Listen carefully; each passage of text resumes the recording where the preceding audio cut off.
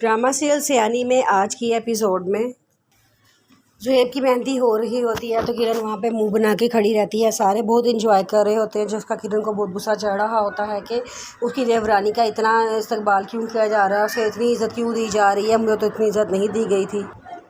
फिर किरण को फ़ायज़ा की बातों का गुस्सा होता है। वो जाती है कि फ़ायज़ा के हस्बैंड यावर के पास और जाकर उसे कहती है कि आप यहाँ पे क्यों खड़े हैं। वो कहता है कि वैसे ही। तो कहती है कि हमारे यहाँ तो दामादों को इतनी इज़्ज़त दी जाती है, लेकिन यहाँ तो दामाद की कोई कदर ही नहीं है, कोई दामाद को पूछ ही नहीं रहा।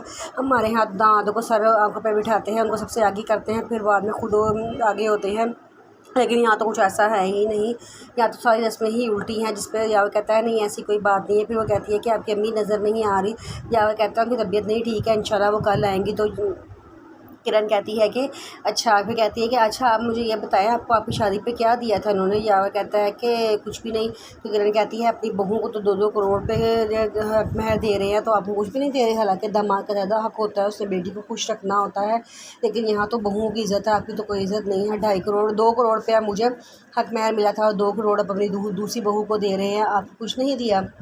या वो कोई बातें सुन के गुस्सा चढ़ जाता है और वो वहाँ से चला जाता है। किरण खुश हो जाती है कि अब ज़रूर लड़ाई पड़ेगी। फिर उसके बाद किरण की मम्मा हर एक से खाना का पूछ रही होती है, खाना कब लगेगा, खाना कब लगेगा। किरण को ये बार बार चलती है तो वो गुस्सा हो जाती है और वो कहती है कि क्या ये हर किसी से पूछे जा रहे हैं कि खाना कब लगेगा, खाना कब लगेगा। मैं आपको खाना लग जाएगा, थोड़ी देर तक थोड़ा सा इंतज़ार करें। उसकी मामा कहती हैं कि नहीं बेटा मुझे तो चक्कर आ रहे हैं, मेरी शुगर और ब्लड प्रेशर दोनों ही लो हो गया है।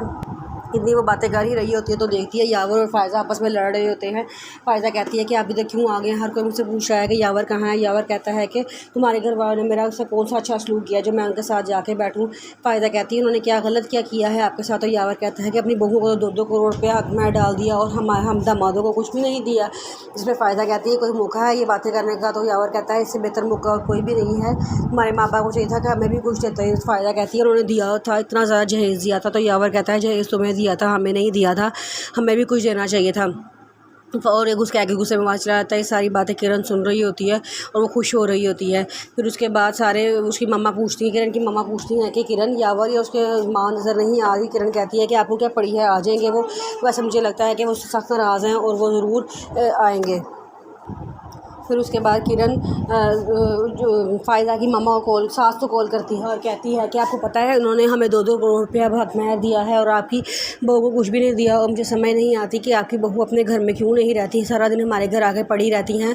अब तो उसके सगे भाई भी सतंगाना शुरू हो गए हैं, वो भी कहते हैं कि फ़ायज़ा अपने घर क्यों नहीं जाती, यहाँ ही क्यों पड़ी रहती है। उनकी सास कहती है कि हाँ कितनी गलत बात है ना, उसको उधर होना चाहिए। तो किरण कहती है कि तो हम जैसी बहू हैं अपनी सासों की खिदमत कर कर के थक जाती हैं, फिर भी हमारा कोई नाम नहीं होता। और फ़ायज़ा आप जैसी बहू को देखो सारा दिन अपनी मामा के घर में रहती हैं, फिर भी आप उनकी इतनी इज़्ज़त करती हैं। जिस पर वो कहती है बेटे ऐसी कोई बात नहीं है। तो किरण कहती है कि अच्छा चले ठीक है मैं आप फ़ोन बंद कर रही हूँ, लेकिन मैं आपने मुझसे प्रॉमिस करें कि आपने किसी को बताना नहीं है कि सारा फ़ोन करके मैंने आपको सारी बातें बताई हैं। तो कहती है बेटे तुम फिक्र ही ना करो, मैं किसी को नहीं बताऊँगी कि तुमने मुझे ये बातें बताई हैं। वो फ़ोन बंद कर कहती है अच्छा आंटी आप अपना ख्याल रखना, मैं फ़ोन बंद कर रही हूँ। और वो फ़ोन बंद कर देती है और खुश होती है, कहती है चलो मेरा काम हो गया अब मैं चलती हूँ। और वो वहाँ से चली जाती है। उजाला भी ज़ुहैब की शादी पर आती है। उसका हस्बैंड ज़बरदस्ती उसको घसीट कर लेकर आता है। जब वो आ जाती है तो किरण की नज़र पड़ती है, ज़बरदस्ती उसको लेके जाती है और जाके स्टेज पे खड़ा कर देती है और कहती है कि ज़ुहैब को मिठाई खिलाओ। जब वो ज़ुहैब को मिठाई खिला रही तो ज़ुहैब उसको देख के गुमसुम हो जाता है और वो उसको देख के गुमसुम हो जाती है। ये बात उसकी बीवी भी नोट कर लेती है, लेकिन फ़िलहाल खामोश हो जाती है और सारे देख रहे होते हैं ज़ुहैब को और उजाला को। वो एक दूसरे को देख के खामोश हो जाते हैं और उजाला वहाँ से चली जाती है। और ये बात उसका हस्बैंड भी देखता है, लेकिन वो फ़िलहाल चुप हो जाता है। फ़ायज़ा सारी शादी में परेशान रहती है क्योंकि उसका हस्बैंड मुँह बना के खड़ा रहता है और उसकी सास आती ही नहीं है, जो ये बात उसके लिए बहुत तकलीफ़ देती है। लेकिन उनको समझ नहीं आ रहा होता कि उनके कान किसने भरे हैं।